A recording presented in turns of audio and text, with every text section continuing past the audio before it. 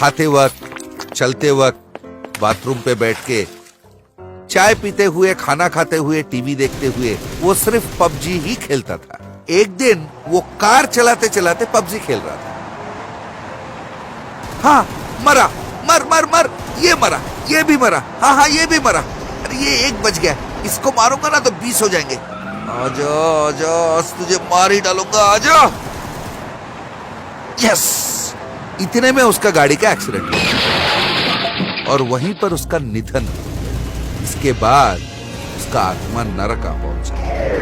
नरक में उसके 4 दोस्त मिल गए, रवि, हिमांशु, फिरोज और अशोक। अरे तुम लोग इतने दिल से कहां गायब थे? कोई भी ऑनलाइन में नहीं दिखा, तो मैंने सोचा आज तुम लोग को फोन कर लूंगा। भाई कई दिन हो गए हम तुम्हारे नेटवर्क में नहीं थे, पर आज तुम खुद ही हमारे नेटवर्क में आ गए हो। अरे यार, पबजी खेलने के लिए नेटवर्क का क्या चुनाव करे? तो चल खेलते हैं। फिर सारे मिलकर पबजी खेलने लगे। ए, तूने कितने लोगों को मारा?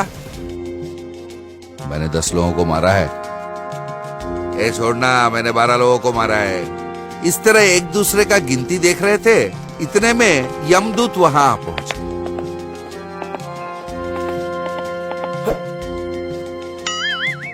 ए, देख यमदूत आ रहे हैं, कहकर उसने फोन अपने पीछे की तरफ छुपा ली। अरे वो सारे भी हमारे ही टीम के हैं। अरे क्या, ये यमदूत भी पबजी खेलते हैं क्या? क्या बोल रहा है यार, यहाँ जितने भी लोग हैं सारे खेलते हैं। तू खेलता जा मुन्ना, खेलता जा। वो सब मिलकर पबजी खेलने लगे। इतने में यम धर्मराज खुद वहां पहुंचे।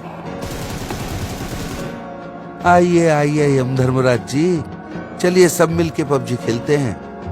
ऐसा कहते हुए वो जाकर यम धर्मराज के कंधे पे अपना हाथ रख दिया।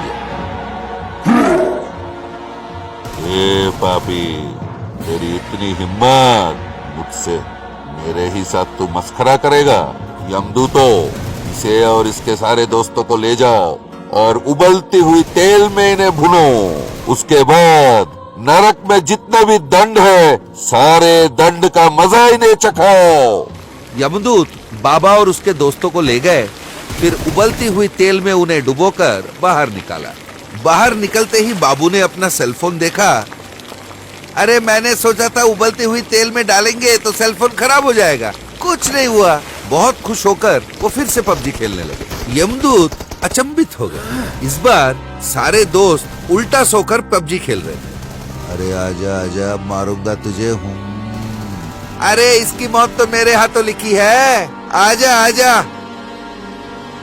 हाँ हाँ, अरे शिट, वो चिल्ला चिल्ला के खेल रहे थे और इधर उनके पीठ पर से हाथियों को चलाया जा रहा था। तो वो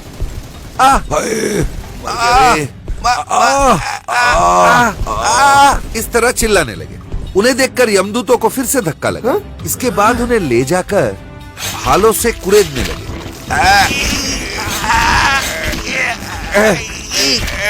इस तरह वो कराह रहे थे। इसके बाद एक के बाद एक नरक में जितने भी दंड थे उन पे आजमाया गया, पर उन्हें कोई फर्क नहीं पड़ा। इन सब के बीच वो पबजी खेलते ही रहे।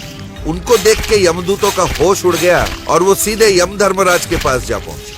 यम धर्मराज, क्या हुआ? क्यों चिल्ला रहे हो? प्रभु, उन पापियों को सारे दंड दे दिए, फिर भी उनको कोई फर्क नहीं पड़ा। कम से कम उनको दर्द तक महसूस नहीं हुआ। ये सुनकर धर्मराज के होश उड़ गए। नरक के बाकी पापियों को भी वो भ्रष्ट कर रहे हैं प्रभु। सिर्फ पापियों को ही नहीं प्रभु, वो तो हम यमदूतों का भी भ्रष्ट कर रहे हैं। कुछ यमदूत तो सब कुछ छोड़ के पबजी खेलना शुरू भी कर दिए हैं। वो पापी यहाँ रहेंगे तो सब कुछ नष्ट हो जाएगा, सारे यमदूत भ्रष्ट हो जाएंगे। उन्हें और एक भी क्षण नरक में रखना जोखिम की बात है। यमदूतों, उन्हें अभी इसी वक्त उनकी अपनी दुनिया में वापस भेज दो। साथ साथ नरक के गेट के बाहर बोर्ड टांग दो कि पबजी खेलने वाले को यहाँ जगह नहीं मिलेगा। इसके बाद यम धर्मराज के आदेश अनुसार उन लोगों को नरक से भी निकाल दिया गया और नरक के बाहर एक बोर्ड टांग दिया गया कि पबजी खेलने वाले को यहाँ स्थान नहीं मिलेगा। एक किसान और एक भूत। चंदू नाम का एक किसान रहता था। वो बड़ा भला आदमी था, बड़ा भोला भी था। एक दिन वो सब्जियां बेच रहा था। सब्जी ले लो सब्जी, टमाटर ले लो, बैगन ले लो, मूली ले लो, आलू ले लो। अरे ओ सब्जी वाले, इधर आओ। हाँ हाँ आ रहा हूँ बाबू। अच्छा बताओ, भिंडी कैसे दे रहे हो? ये पूछते पूछते वो एक एक भिंडी को तोड़ने लगा और नीचे गिराने लगा। भिंडी 70 रुपए का बाबू। अरे बाप रे, 70 रुपए? अच्छा तुरई कितने में दे रहे हो? ये कहते हुए वो तुरई भी तोड़ के नीचे गिराने लगा। बाबू तुरई तो 100 रुपए का है। अरे बाप रे, ये 100 का नहीं चाहिए भैया। अच्छा बताओ, टमाटर कैसे दे रहे हो? बाबूजी टमाटर 50 का किलो बिक रहा है। अरे ये तो थोड़ा सस्ता है, पर मैं नहीं ले सकता, मेरी बीवी की पथरियां हैं। तुम एक काम करो, एक 5 रुपए के धनिया दे दो। हाँ हाँ ठीक है बाबू, धनिया ही ले लो। ये कहकर चंदू थोड़ा आगे निकल गया। चंदू के आगे निकल जाने के बाद सुभाष ने जो सब्जियां नीचे गिरा दी थी उनको समेट लिया और अपने घर के अंदर चला गया। उस दिन अपनी सब्जियां सारे बेचकर चंदू शाम तक अपना घर पहुंचा।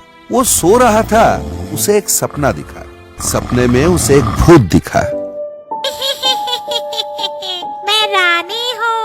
एक तांत्रिक ने मुझे अपने मंत्र शक्ति से एक शीशे में बंद करके तुम्हारे खेत के पीपल के पेड़ के नीचे गाड़ दिया था।